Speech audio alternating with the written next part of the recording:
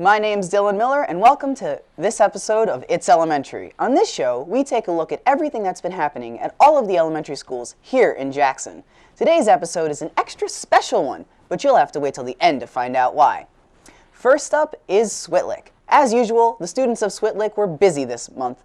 In fact, you could say that they were busy bees, because Switlick held its annual spelling bee during the month of January. Representatives from each of the 4th and 5th grade homerooms participated in the challenge and competed against each other in front of their peers. After many grueling rounds, the 5 finalists, pictured here, were left standing. They will go on to represent Switlick at the Jackson School District Spelling Bee. However, they still needed to determine a winner. In the end, 5th grader Riley Solove ended up winning and will now represent Switlick at Monmouth University for the upcoming Scripps Spelling Bee. But that wasn't the only opportunity Switlick students had to be on stage. Switlick students also participated in their very own elementary version of Reader's Theater, a program in which students are given a literary work in script format and have the chance to perform it for their parents and peers. However, unlike stage productions, no one needed to memorize their lines, create costumes, or learn blocking, although some happily did so anyway. Students and teachers were given 12 days to learn their parts and practice their performances before appearing in front of parents and loved ones during their final Broadway debut. Switlick would like to thank all participants, Lisa Koch, and the Title I program for all of their guidance and support. Kindergartners at Switlick also had an exciting January.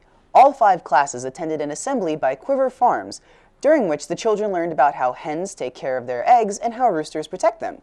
The presenter, Farmer Chris, then explains to everyone how they will get a chance to do the hen's job and help hatch eggs.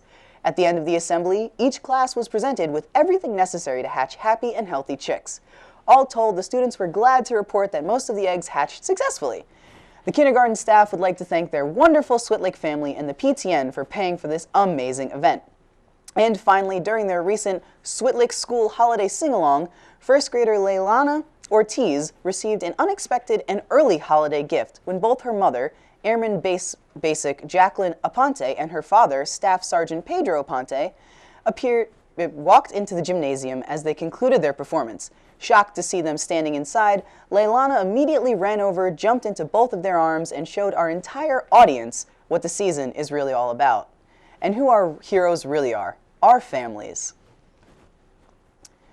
Holman students were equally as busy this past month. They too held their annual spelling bee.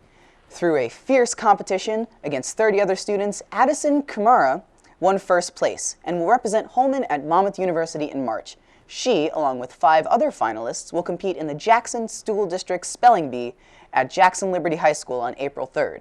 Holman students also participated in the Reader's Theater program. Students and teachers alike worked hard on their scripts, developing props and creating sets to enhance their plays. Families came in by the dozens to join them for their final productions. It was certainly met with rave reviews, and the students did an outstanding job. They too would like to thank Lisa Koch and the Title I program, as well as all of their teachers for making the program a wondrous success. January 31st was Superhero Day at Holman.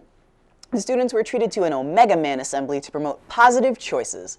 Omega Man travels around the world spreading the word to be a dream maker, not a dream breaker.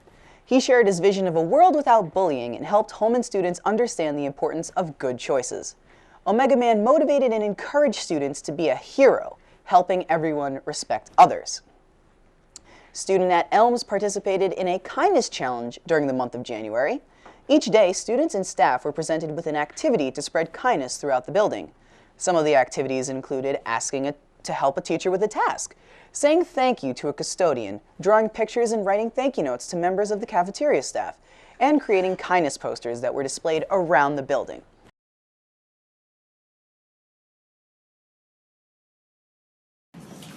The kindness challenge taught me that you can make a new friend by writing a nice note.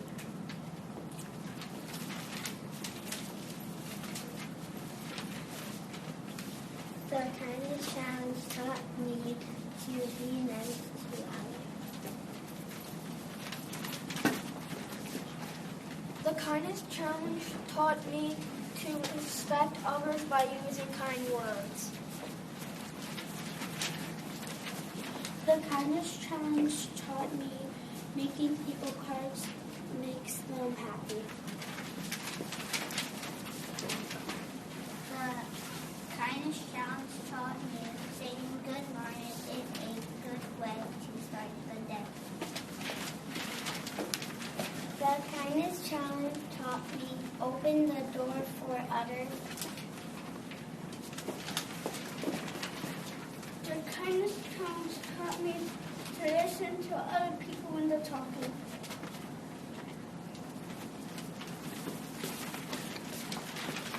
The kindness challenge taught me making cards for people to feel good.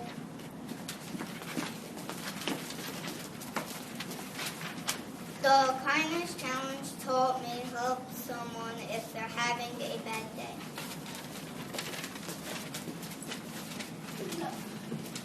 Dr. King said love is the key to the problems of the world. Promoting compassion, respect, and kindness are key components to developing and fostering a positive school-wide culture. The students and staff were eager to demonstrate their tiger pride by making awesome choices. The students are recognized and praised for their continuing efforts to make Elms a welcoming and nurturing environment. Furthermore, the entire Elms Elementary School has been specially awarded a Kindness Certified School by the Great Kindness Challenge, presented by Kids for Peace. The staff and students are extremely proud of this important recognition. And finally, what makes today's episode special, like I said earlier? Well, it's really who makes today's episode special. Teachers and support staff, that's who. January saw the recognition of the Jackson School District's Teachers and Education Support Professionals of the Year. Each school recognized 2 individuals in their buildings that made an impact in their schools. Here at JTV, we have the privilege of interviewing these incredible individuals every year, so please check out our Teacher of the Year and Education Service Professional of the Year episodes of This is Jackson, hosted by Barry Rosenzweig. And that's all for today's show. Thank you to everyone at all of the elementary schools who helped make this show possible. Thank you for watching this episode of JTV's It's Elementary. I'm Dylan Miller, and see you next time.